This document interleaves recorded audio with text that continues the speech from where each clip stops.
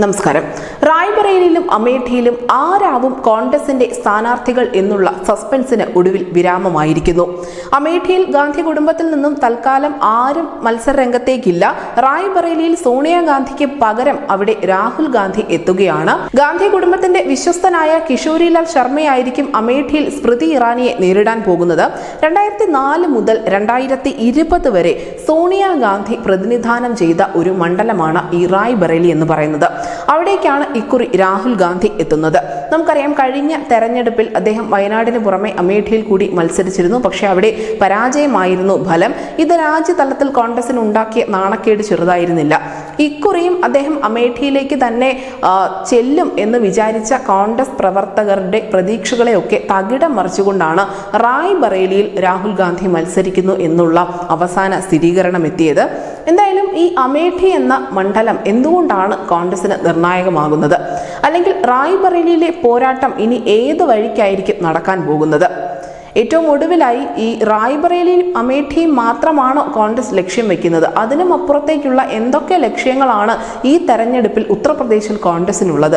തുടങ്ങിയ കാര്യങ്ങളൊക്കെ വിശദമായി മനസ്സിലാക്കേണ്ടതുണ്ട്. ആദ്യം അമേഠിയിലേക്ക് തന്നെ. എന്തുകൊണ്ടാണ് കോൺഗ്രസിന് അമേഠി നിർണായകമാകുന്നത് എന്ന ചോദ്യത്തിന് ഒറ്റ ഉത്തരമേ ഉള്ളൂ. ആ കുടുംബത്തിലെ ഏറ്റവും പ്രശസ്തരായ അല്ലെങ്കിൽ ഏറ്റവും അധികം ജനകീയരായ നേതാക്കളൊക്കെയും അവിടെ നിന്നും മത്സരിച്ച് വിജയിച്ചിട്ടുണ്ട്.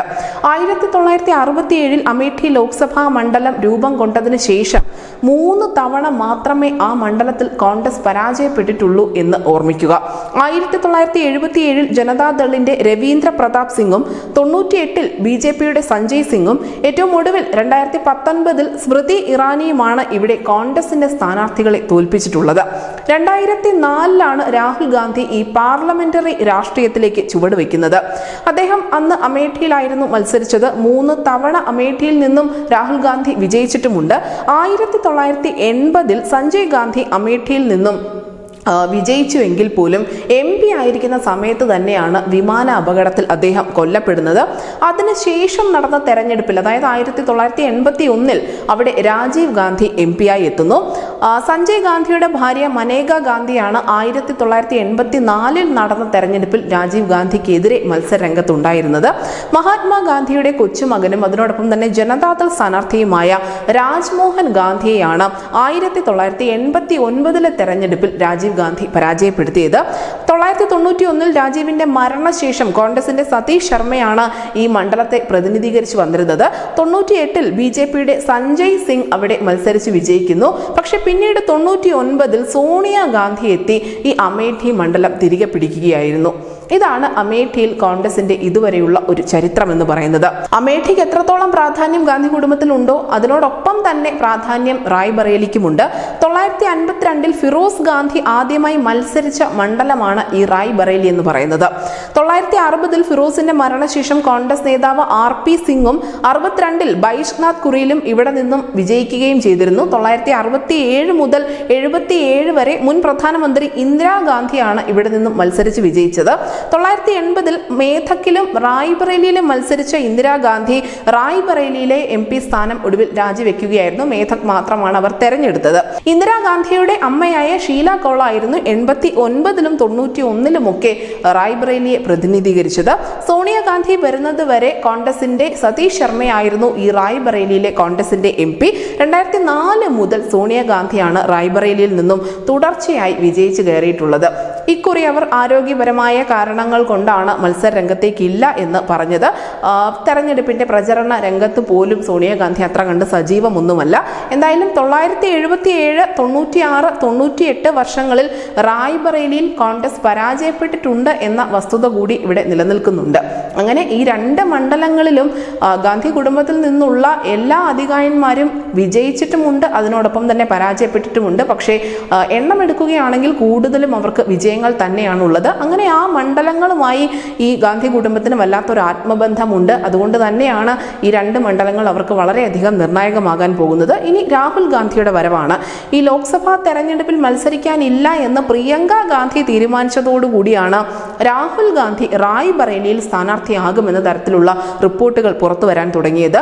ഇത്തവണ അമേഠിയിൽ കോൺഗ്രസ് ജയിക്കാൻ സാധ്യതയുണ്ട്, അല്ലെങ്കിൽ രാഹുൽ ഗാന്ധി ജയിക്കാൻ സാധ്യതയുണ്ട് എന്നാണ് കോൺഗ്രസിന്റെ നേതാക്കളും അണികളുമൊക്കെ വിലയിരുത്തുന്നത്. എന്നാൽ രാഹുൽ അമേഠിയിൽ മത്സരിക്കേണ്ട എന്നുള്ള തീരുമാനമാണ് ഹൈക്കമാൻഡ് മുന്നോട്ട് വെച്ചത്.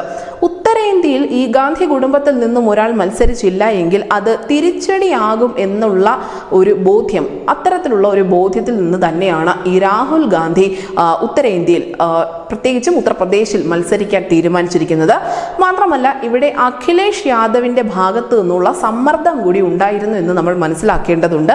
നമുക്കറിയാം ഈ UP-യിൽ INDA എന്ന മുന്നണിയിലൂടെ തിരിച്ചുവരവ് സാധ്യമാക്കാൻ വേണ്ടി എല്ലാ പ്രവർത്തനങ്ങളും നടത്തുന്നുണ്ട് സമാജ്വാദി പാർട്ടിയും അതിനോടൊപ്പം തന്നെ കോൺഗ്രസ് പാർട്ടിയും. ആദ്യം മത്സര രംഗത്തില്ല എന്ന് അഖിലേഷ് യാദവ് തന്നെ പറഞ്ഞിരുന്നു. പക്ഷെ പിന്നീട് ഈ പാർട്ടി പ്രവർത്തകരുടെയും നേതാക്കളുടെയും ഒക്കെ സമ്മർദ്ദത്തിന് വഴങ്ങിക്കൊണ്ടാണ് അഖിലേഷ് യാദവ് മത്സരിക്കാൻ തീരുമാനിക്കുന്നത്. നമുക്കറിയാം ഒരു നേതാവ് മത്സര രംഗത്തുണ്ടെങ്കിൽ മാത്രമേ അവിടെ തെരഞ്ഞെടുപ്പിന് ഒരു ചൂടുണ്ടാവുകയുള്ളൂ, അണികൾക്കൊരു ചൂടുണ്ടാവുകയുള്ളൂ. ഇതൊക്കെ കണക്കിലെടുത്തുകൊണ്ടാണ് സമാജ്വാദി പാർട്ടി ഇത്തരത്തിലുള്ള ഒരു തീരുമാനം എടുക്കുന്നത്. എന്തായാലും ഇതേ സമ്മർദ്ദം തന്നെ അഖിലേഷ് യാദവിന്റെ ഭാഗത്ത് നിന്നും രാഹുൽ ഗാന്ധിക്ക് ഉണ്ടായിട്ടുണ്ട് എന്നുകൂടി പറയപ്പെടുന്നുണ്ട്.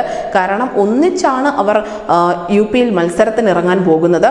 ഇതിനോടകം തന്നെ റാലികളിലും മറ്റും രാഹുൽ ഗാന്ധിയുടെ ഒരു അസാന്നിധ്യമുണ്ട്. അത് വലിയ തോതിൽ തന്നെ ശ്രദ്ധ പിടിച്ചു പറ്റുകയും ചർച്ചാ വിഷയമാവുകയും ഒക്കെ ചെയ്തിട്ടുണ്ടായിരുന്നു. അങ്ങനെ INDA എന്ന മുന്നണിയുടെ മുഴുവൻ ഭാരവും ഉത്തർപ്രദേശിൽ ചുമക്കുന്നത് അഖിലേഷ് യാദവ് തനിച്ചാണ്. നമുക്കറിയാം ഉത്തർപ്രദേശ് എന്ന സംസ്ഥാനത്തിന് ഈ ലോക്സഭാ തെരഞ്ഞെടുപ്പിലുള്ള പ്രാധാന്യം 80 ലോക്സഭാ സീറ്റുകളുള്ള സംസ്ഥാനമാണ്. ഒരുപക്ഷെ ഉത്തർപ്രദേശിൽ ആരായിരിക്കും ഏറ്റവും കൂടുതൽ നേട്ടം കൊയ്യുന്നത്, അവരായിരിക്കും രാജ്യം ഭരിക്കുന്നത് എന്നുള്ള ഒരു പറച്ചിൽ പണ്ട് മുതൽ തന്നെ ഉള്ളതാണ്.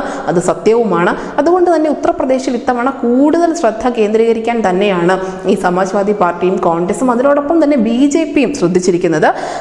ഏറ്റവും അധികം ലോക്സഭാ സീറ്റുകളുള്ള ഈ ഉത്തർപ്രദേശിൽ കോൺഗ്രസിന് രാഹുൽ ഗാന്ധി എന്നുള്ള ഒരു മുഖം ആവശ്യമാണ്. എങ്കിൽ മാത്രമേ അവിടെ മികച്ച ഒരു മത്സരം ഉണ്ടാക്കാൻ സാധിക്കുകയുള്ളൂ. പ്രത്യേകിച്ചും പ്രധാനമന്ത്രി നരേന്ദ്രമോദി വാരണാസിയിൽ നിന്നും മത്സരിക്കുന്നുണ്ട്. അവിടെ അയോധ്യ ഉൾപ്പെടെയുള്ള വിഷയങ്ങൾ BJP ഉയർത്തി കാണിക്കുന്നുണ്ട്. അവർക്ക് അവിടെ എണ്ണിപ്പറയാൻ നേട്ടങ്ങൾ അധികമാണ്. അതിനോടൊപ്പം തന്നെ ഉത്തർപ്രദേശിന്റെ മുഖ്യമന്ത്രിയായ യോഗി ആദിത്യനാഥ് ഉൾപ്പെടെ ഈ തെരഞ്ഞെടുപ്പ് പ്രചരണത്തിന് നൽകുന്ന ഒരു വേഗതയുണ്ട്, അല്ലെങ്കിൽ ഒരു ആവേശമുണ്ട്. ഇതൊന്നും തന്നെ INDA മുന്നണിക്കുള്ളിൽ ഇതുവരെ ഇല്ലായിരുന്നു. പക്ഷേ ഇപ്പോൾ രാഹുൽ ഗാന്ധി കൂടി ചിത്രത്തിലേക്ക് എത്തിയതോടുകൂടി UP-യിൽ വലിയ രീതിയിലുള്ള ഒരു തെരഞ്ഞെടുപ്പ് കോലാഹലം നമുക്ക് കാണാൻ സാധിക്കും. അങ്ങനെ ഈ രാഹുൽ ഗാന്ധി എന്ന നേതാവിന്റെ ഒരു വരവ് അവിടെ ആവശ്യമാണ് എന്നുള്ള തിരിച്ചറിവ് അത് കോൺഗ്രസിന് ഇല്ല എങ്കിൽ പോലും സമാജ്വാദി പാർട്ടിക്ക് നല്ല രീതിയിൽ ഉണ്ടായിരുന്നു. UP-യിലെ പയ്യന്മാർ രാജ്യത്തെ നയിക്കും എന്ന രീതിയിലാണ് INDA മുന്നണി അവിടെ പ്രചരണം നടത്തിക്കൊണ്ടിരിക്കുന്നത്. ഈ രാഹുൽ ഗാന്ധിയും അഖിലേഷ് യാദവും ഒന്നിച്ച് പങ്കെടുക്കുന്ന റാലികളൊക്കെയും ജനങ്ങളെ ആകർഷിക്കുന്നുണ്ട് താനും. അതായത് റായ്ബറേലിയോ അമേഠിയോ അല്ല കോൺഗ്രസ് ലക്ഷ്യം വെക്കുന്നത്, മറിച്ച് ഉത്തർപ്രദേശ് എന്ന ഏറ്റവും വലിയ സംസ്ഥാനമാണ്, ഏറ്റവും അധികം ജനപ്രതിനിധികളെ ലോക്സഭയിലേക്ക് അയക്കുന്ന ആ സംസ്ഥാനമാണ്. തീർച്ചയായും ഈ തെരഞ്ഞെടുപ്പിൽ ഉത്തർപ്രദേശ് BJP ഏറ്റവും പെട്ടെന്ന് തന്നെ കടന്നു പോകും, അല്ലെങ്കിൽ BJPക്ക് വലിയ നേട്ടം ഉണ്ടാകുമെന്ന് പറയുന്ന ഇടത്ത് തന്നെ ഏറ്റവും വലിയൊരു മത്സരം ഇക്കുറി നടക്കാൻ പോകുന്നത് UP-യിലായിരിക്കും എന്നുകൂടി മനസ്സിലാക്കേണ്ടിയിരിക്കുന്നു. എന്തായാലും അത് ഉറപ്പിക്കുന്ന രീതിയിൽ തന്നെയാണ് കോൺഗ്രസിന്റെയും സമാജ്വാദി പാർട്ടിയുടെയും BJP-യുടെയും ഭാഗത്തു നിന്നുണ്ടാകുന്ന നിർണായകമായ നീക്കങ്ങളും.